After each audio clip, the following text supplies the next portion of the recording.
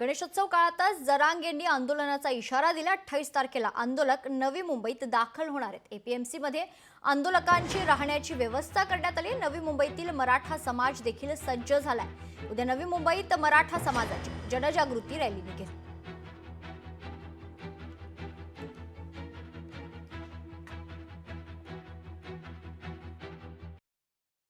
काही समर्थक आपल्या सोबत आहेत, आपण त्यांच्याकडून जाणून घेऊयात। सर, कशा पद्धतीचं यंदाचं आंदोलन असणार आहे? काय नेमकी एपीएमसी परिसरात तुम्ही तयारी केलेली आहे?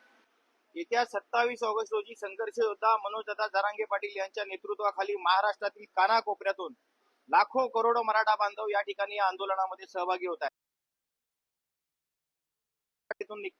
पहिला मुक्काम किल्ले शिवनेरीला असणार आहे आणि दुसरा मुक्काम थेट आझाद मैदानात असणार आहे।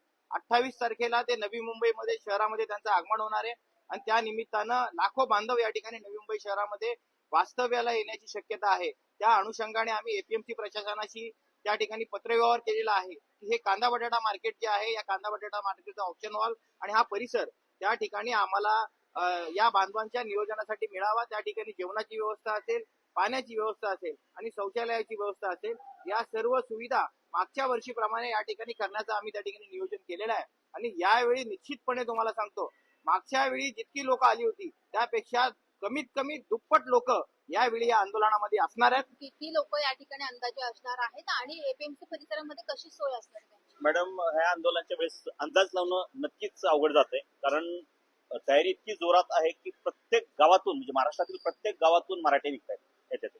फक्त मनोजदादा जरांगे पाटलांनी असं हे केलेलं आहे की बाबा घराघरातील मराठा मुंबईत दिसला पाहिजे। काही मराठी तर आतापासूनच मुंबईत येऊन धडकलेले आहेत आणि त्याचं ट्रेलर उद्या संध्याकाळपासून तुम्हाला अंतरवालीमध्ये दिसायला सुरू होईल। नवी मुंबईहून मुंबईकडे ते रवाना होणार आहेत आणि त्यासाठीच त्यांची सर्व सोय ही एपीएमसी परिसरामध्ये करण्यात आलेली आहे। व्हिडिओ जर्नलिस्ट राजसह मी आकांक्षा देशमुख, लोकशाही मराठी, नवी मुंबई। लोकशाही मराठी ऐका, पहा, जागरूक रहा।